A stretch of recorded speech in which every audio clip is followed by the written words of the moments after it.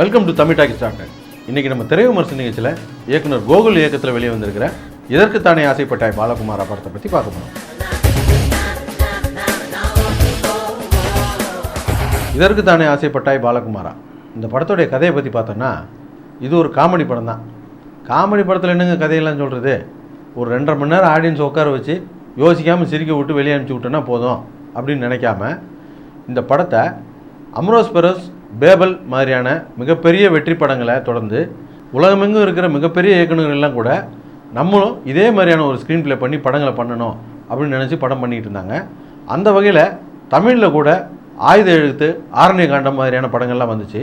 ஒரு சின்ன கதையை எடுத்துக்கிட்டு முடிஞ்ச அளவுக்கு லாஜிக்கெல்லாம் இடிக்காமல் பார்த்து நல்ல ஒரு திரைக்கதை அமைச்சு வெற்றி படமாக கொடுத்துருக்குறாங்க.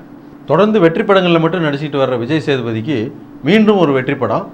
இன்றைக்கி இருக்கிற இத்து போன ஹீரோங்கெல்லாம் கூட டபுள் ஹீரோ சப்ஜெக்டில் நடிக்கிறதுக்கு யோசனை பண்ணிகிட்டு இருக்கும்போது விஜய் சேதுபதி தைரியமாக இந்த படத்தில் நடிச்சிருக்காரு. அப்படியே டபுள் ஹீரோ சப்ஜெக்டில் நடிக்க இவங்கெல்லாம் ஒத்துக்கிட்டா கூட அவனுடைய கேரக்டர் எப்படியாவது டம்மி பண்ணுவோமா, நம்ம கேரக்டருக்கு இம்பார்ட்டன்ஸை கூட்டுவோமா அப்படின்ற வேலையை தான் பார்ப்பாங்க. படத்தை எடுத்து முடிச்சதுக்கப்புறம் கூட எடிட்டிங் டேபிளில் உட்காந்துக்கிட்டு அவன் சீனில் இதெல்லாம் கட் பண்ணு, என் சீனில் இதெல்லாம் கூட்டி எடுக்கணும் திரும்ப அப்படின்னு டார்ச்சர் பண்ணுற ஹீரோங்கெல்லாம் நம்ம நிறையா பார்த்துருக்குறோம். அப்படி இருந்தும் கூட விஜய் சேதுபதி எனக்கு எவன் வேணால் எந்த கேரக்டர் வேணால் பண்ணட்டும், என் கேரக்டரை நான் நிறுத்தி காட்டுறேன் அப்படின்னு சொல்லி அடிச்சிருக்காரு இந்த படத்தில். இன்னும் சொல்லப்போனால் இந்த படத்தில் இன்னொரு ஹீரோவுக்கு தான் டூயட் சாங்கு, அதுவும் ஃபாரினில் இருக்குது. அதை பற்றிலாம் விஜய் சேதுபதி கொஞ்சம் கூட கவலைப்படல. இது இன்றைக்கி இருக்கிற பல நடிகர்கள் விஜய் சேதுபதிக்கிட்டேருந்து கற்றுக்க வேண்டிய ஒரு நல்ல விஷயம். படத்தில் ஃபஸ்ட் ஆஃப் ஃபுல்லாகவே ஃப்ளாஷ்பேக்லேயே தான் போகுது. விஜய் சேதுபதிக்கு ஒரு ஃப்ளாஷ்பேக்கு, இன்னொரு ஹீரோ அஸ்வினுக்கு ஃப்ளாஷ்பேக் தனியாக போகுது. விஜய் சேதுபதியோட ஃப்ளாஷ்பேக் எல்லாமே துண்டு துண்டாக பிட்டு அங்கங்கே வருது, கலகலகலன்னு போகுது.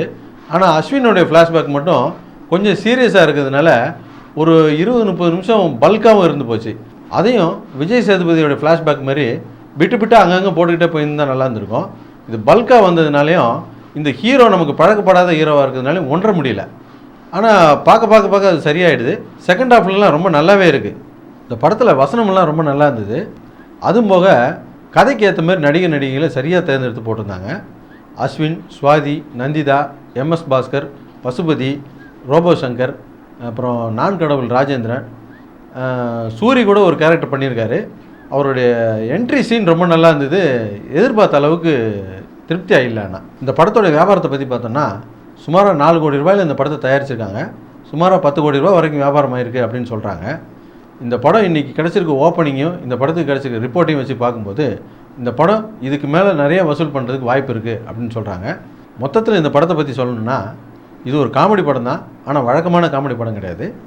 நடுவில் கொஞ்சம் பக்கத்தை காணா சூதுகவும் இந்த மாதிரியான படங்களை நீங்கள் ரசிச்சிருந்தீங்கன்னா இந்த படத்தையும் ரொம்பவும் விரும்பி ரசிப்பீங்க. எங்களுடைய நிகழ்ச்சிகள் உங்களுக்கு பிடித்திருந்தால் உடனுக்குடன் கண்டு மகிழ கீழே உள்ள சப்ஸ்கிரைப் பட்டனை அழுத்தவும். எங்களுடைய நிகழ்ச்சிகள் உங்களுக்கு மிகவும் பிடித்திருந்தால் உங்களுடைய நண்பர்களுக்கு ஷேர் செய்யவும். நன்றி, வணக்கம்.